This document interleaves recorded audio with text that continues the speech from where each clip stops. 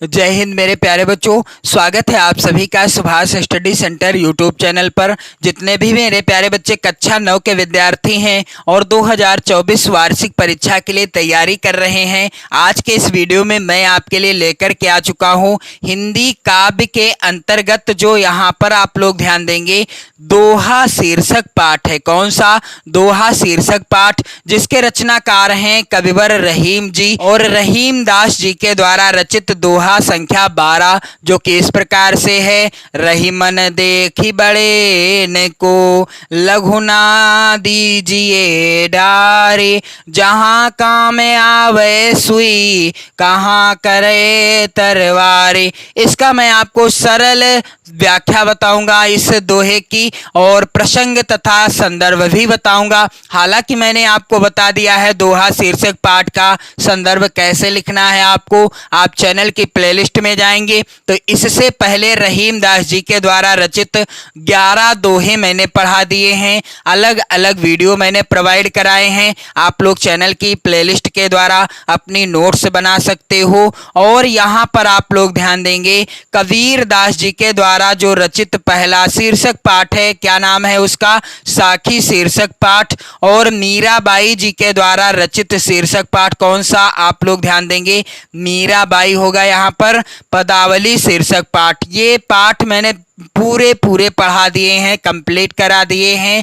आप लोग चैनल की प्लेलिस्ट के द्वारा वीडियो के माध्यम से अपने नोट्स तैयार कर पाओगे। और साथ ही साथ मेरे प्यारे बच्चों यहाँ आप ध्यान देंगे हिंदी विषय का मॉडल पेपर कैसा होगा 2024 का पेपर, मैंने मॉडल पेपर की वीडियो प्रोवाइड कराई है। आप लोग चैनल की प्लेलिस्ट में जाकर जरूर देख लेना।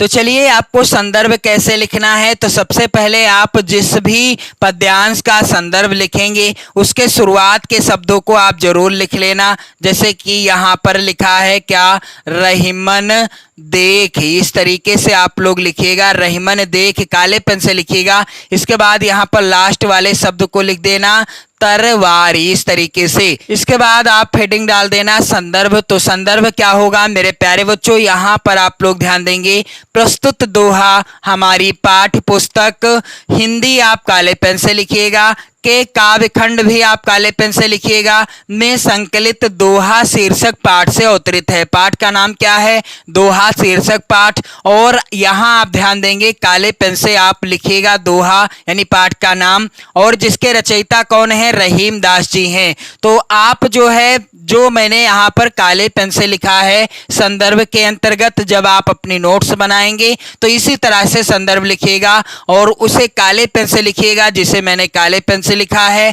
यहाँ पर आप देख पा रहे होंगे क्या काले पेन से लिखा है और क्या नीले पेन से लिखा है। या फिर आप संदर्भ इस तरीके से भी लिख सकते हो। यहाँ पर एक और तरीका भी है, प्रस्तुत दोहा हमारी पाठ्य पुस्तक हिंदी काव्य में संकलित एवं रहीम द्वारा रचित दोहा शीर्षक पाठ से अवतरित है। तो आप लोग ध्यान देंगे इस पाठ का आप इस तरीके से भी संदर्भ लिख सकते हैं या आप इसी तरह से भी लिख सकते हो।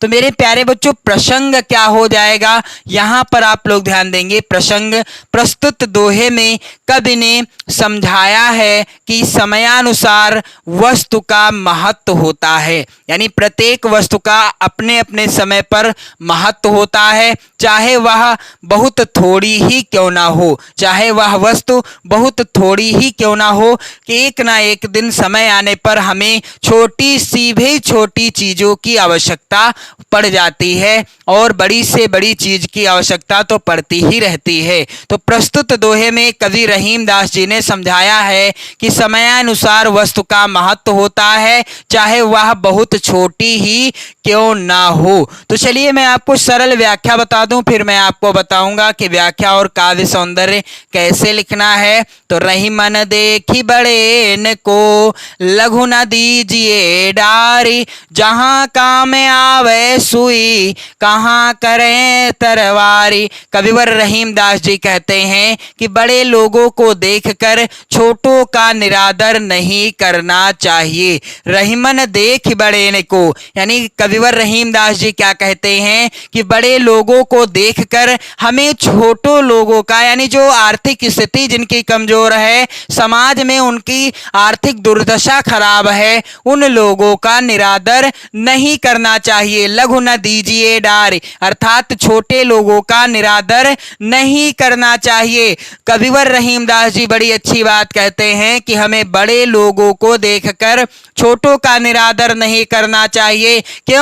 क्योंकि जहां काम आवे सुई, कहां करें तलवारी। कविवर रहीम दास जी कहते हैं क्या कि उनका साथ कभी नहीं छोड़ना चाहिए। किनका? जो गरीब हैं, जो छोटे हैं। क्योंकि जिस स्थान पर सुई काम आती है, जहां काम आवे सुई, जिस स्थान पर सुई काम आती है, कहां करें तलवार, और उस स्थान पर तलवार काम नहीं कर सकती। कहा भी गया है कि जहां काम आवे सुई, कविवर रहीम दास जी के द्वारा क्या कहा गया है कि जहां काम आवे सुई, कहां करें तलवार, यानी जिस स्थान पर सुई काम आती है, उस स्थान पर तलवार काम नहीं कर सकती। इसीलिए छोटी चीजें या छोटे लोग भी समय आने पर बड़े काम के होते हैं। कविवर रहीम दास जी ने बड़ी अच्छी बात बताई है कि रहीमन देखी बड़े को, लघु न दीजिए डारी, जहां काम आवे सुई, कहां करें तरवारी। तो इसकी आपको व्याख्या कैसे लिखनी है मेरे प्यारे बच्चों, इस तरीके से आप काले पेन से हेडिंग डालिएगा व्याख्या, और क्या हो जाएगी व्याख्या? रहीमन देखी बड़े को, लघु न दीजिए डारी। कविवर रहीम दास जी कहते हैं कि बड़े लोगों को देखकर छोटों का निरादर नहीं करना चाहिए। बड़े लोगों को देखकर हमें छोटे लोगों का निरादर नहीं करना चाहिए, उनकी बेइज्जती नहीं करना चाहिए, उनका आदर सम्मान करना चाहिए। कहने का तात्पर्य है, रहीम दास जी कहते हैं कि बड़े लोगों को देखकर हमें छोटे का निरादर नहीं करना चाहिए, उनका साथ कभी नहीं छोड़ना चाहिए। क्यों? क्योंकि जहां काम आवे सुई, कहां करें तरवारी। क्यों? क्योंकि जिस स्थान पर सुई काम आती है, उस स्थान पर तलवार काम नहीं कर सकती। जहां काम आवे सुई, कहां करें तरवार। यहां पर आप लोग ध्यान देंगे कि जिस स्थान पर सुई का काम होता है, उस स्थान पर तलवार काम नहीं कर सकती। इसीलिए छोटी चीजें या छोटे लोग भी समय आने पर बड़े काम के होते हैं। तो मेरे प्यारे बच्चों, काव्य सौंदर्य आपको कैसे लिखना है, यहां पर आप लोग ध्यान देंगे।